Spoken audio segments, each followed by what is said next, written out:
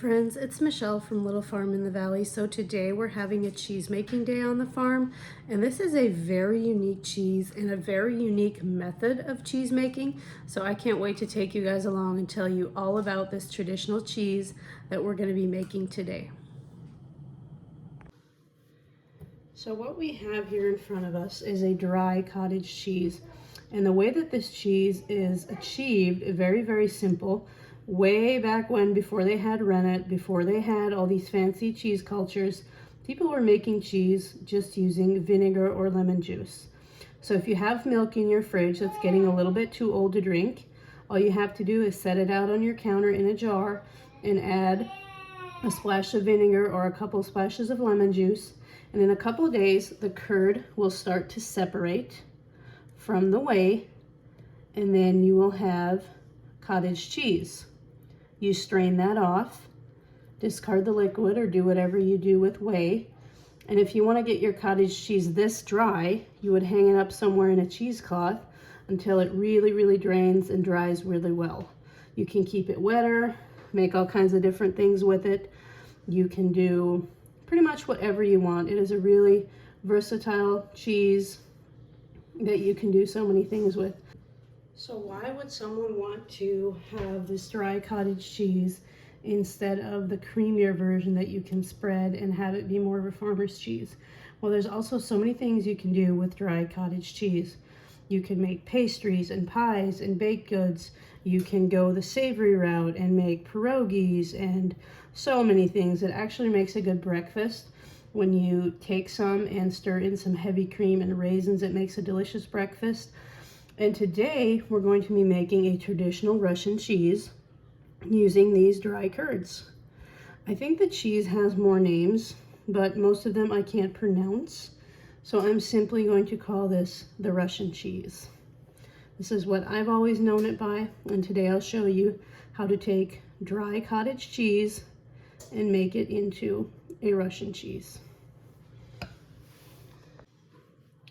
First, we're going to take some baking soda. Once we have our curds in a pan or a strainer or a big colander, we're going to sprinkle some baking soda on it. Be careful not to overdo the baking soda so your cheese doesn't taste too strong of soda. Now I'm going to take a fork and kind of fluff that soda in. I have quite a bit here, so I need to be careful that I don't lose most of it. There's a couple methods for melting this down into a cheese.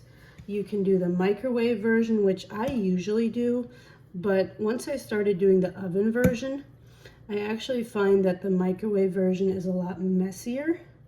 So today we'll be doing the oven version again. But for now, we're just gonna get this baking soda kind of fluffed in. And then we're gonna let it sit for maybe about 20 minutes.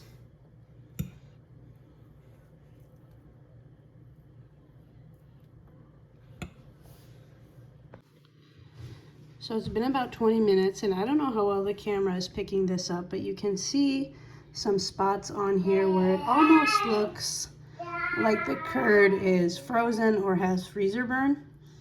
The slight little texture change there tells me that the baking soda has started taking effect. So at this point, I'm going to pop it in the oven. I have my oven at 245. Hopefully that's low enough to start melting down this cottage cheese. If not, we'll crank it lower as we go. So into the oven it goes at this point. If I were doing microwave at this point, I would start microwaving it. So I like to put this on a pan underneath it just in case it'll like bubble over or I'll have spills as I'm stirring it. So I'm gonna close this and probably leave it for a half hour before we even check it at 245. So after 45 minutes, we're going to do our first stir. You can see there's been some melting in the corner here. So we need to stir the cheese to avoid little burns like this. So I'm gonna just stir it as best I can. It's a little bit difficult at this point, and we'll pop it back in the oven. A really big spatula is probably the best tool you can use. Just really get in there, and especially in the corners, because this is where it's going to seemingly start melting the most. So really get that stirred in.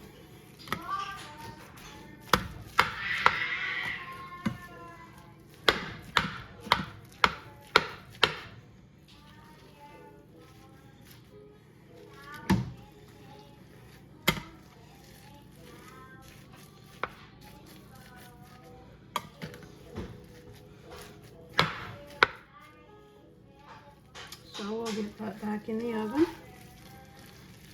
At this point, I think I'll put my oven timer on 30 minutes at a time, just so I don't forget.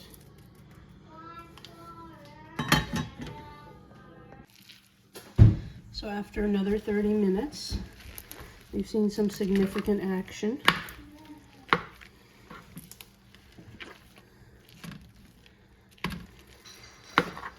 So we'll give another stir here.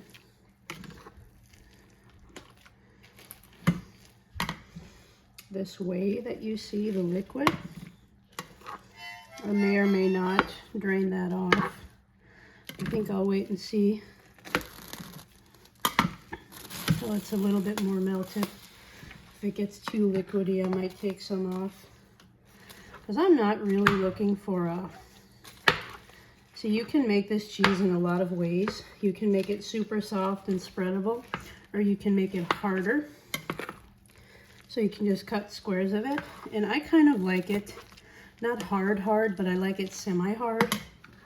So for that reason, if I keep getting too much whey here, I'll probably take some off.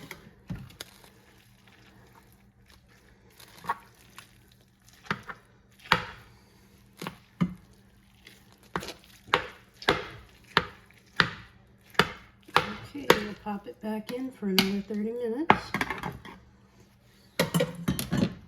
The microwave version is actually much faster, but it is messier. So I'm definitely getting quite a bit of whey as this is melting down. So I think I am going to scoop some off.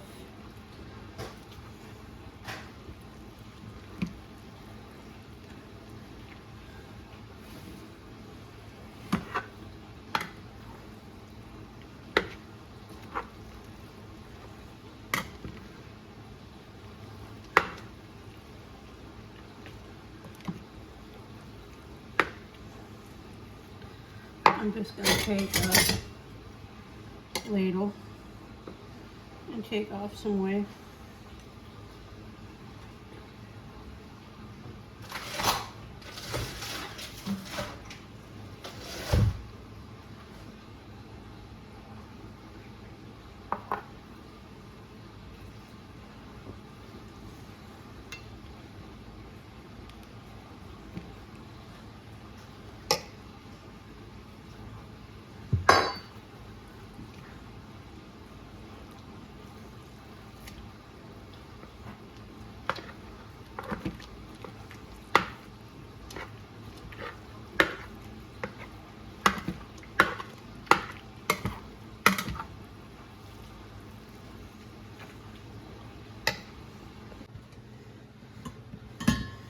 we're doing another stir here.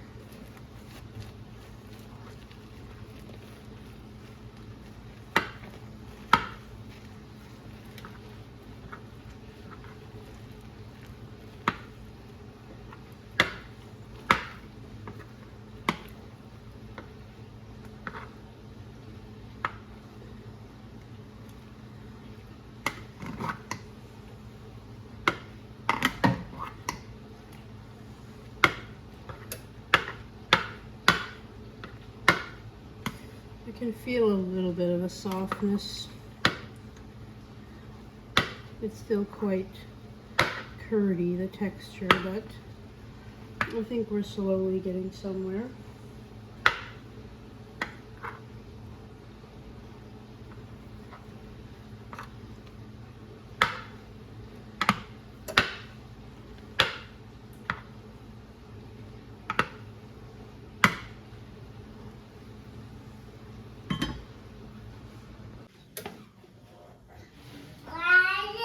So our cheese is coming along pretty nicely, almost ready.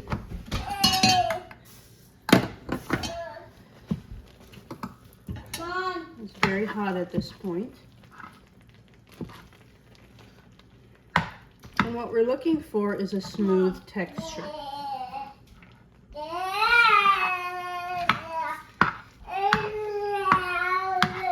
I'm looking for all those little clumps that I can still see kind of dissolve.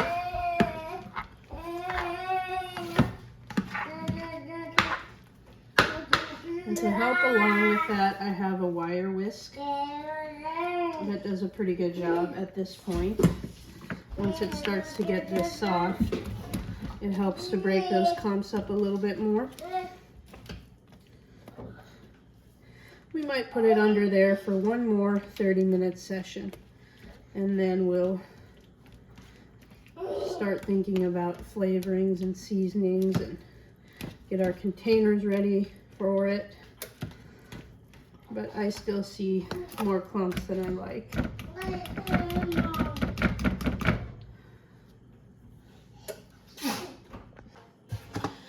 Okay, I'm gonna get my cheese out one last time. And we'll see how it looks. Don't be alarmed if you see this crust on top, because it'll really easily stir itself right back into the cheese.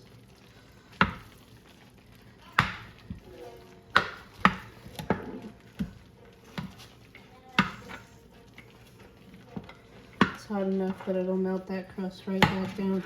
So at this point we can play with a variation of flavors. If you have a favorite seasoning or a favorite salt, you can add it at this point. There's people who like to add ranch powder. I've actually never had much success. I think ranch powder makes my cheese a little bit gritty, and I don't like that.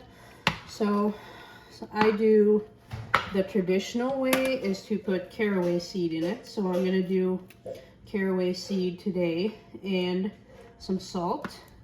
And just for fun, I might at the end of it, once I have it in the molds, I might add some dill weed that we dried from our garden in the summer. So I'm going to add some Redmond real salt, and then, like I said, the traditional Russian cheese would be caraway seed or dill seed. So we'll give it a generous sprinkling of that, and we'll get that stirred in while it's nice and hot.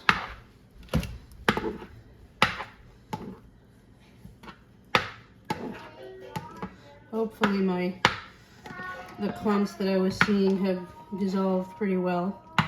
We'll find out once the cheese is cooled down and in the refrigerator. Usually you can tell if there's still some clumps of cottage cheese that didn't quite have a chance to melt. So for my molds, I'm just going to use plastic containers. So while it's hot, I'm going to get it in my molds.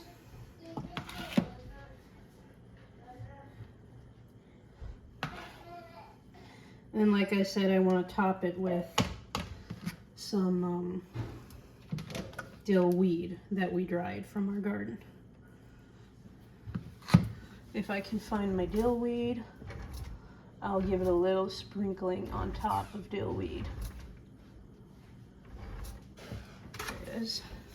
Oh, I barely have any dill weed, but I'll just do a little bit. I thought I had way more than this.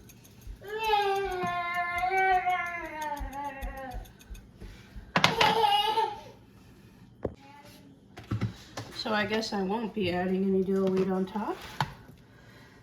It's been maybe 2 seconds that I stepped away, and you can see the cheese is already starting to harden. So filling it as soon as possible is very important.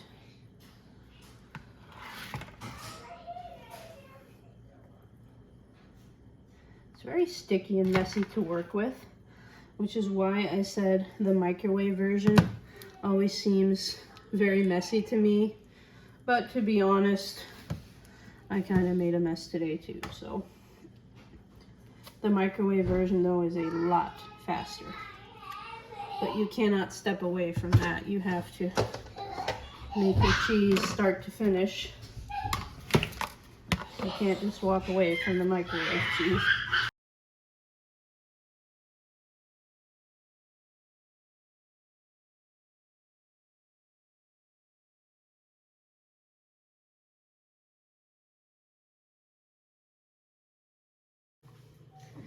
So I actually forgot to add, at the point where I was starting to put my cheese in the mold, I was salting it. At that point, you can also determine whether you want your cheese to be spreadable or a little bit harder. If you want your cheese to be spreadable, you add cream and just stir it in until the thickness is to your liking. I like my cheese a little bit harder. I like to just take a butter knife and cut out chunks of it and eat it like this. And it is absolutely delicious. Some people say it's an acquired taste. If you didn't grow up with it, you won't like it, but give it a try. You never know. It might be your new favorite cheese. So at this point, I'm just gonna let it cool down a little bit on the counter. Here's the one where I put the dill weed on top. But anyway, we're just gonna let it cool down a little bit on the counter. And I usually keep one in the refrigerator and freeze the rest. I would say in the refrigerator, it'll keep for 3 to 4 weeks. Maybe, well, maybe 4 weeks is pushing it, but it'll keep for a few weeks.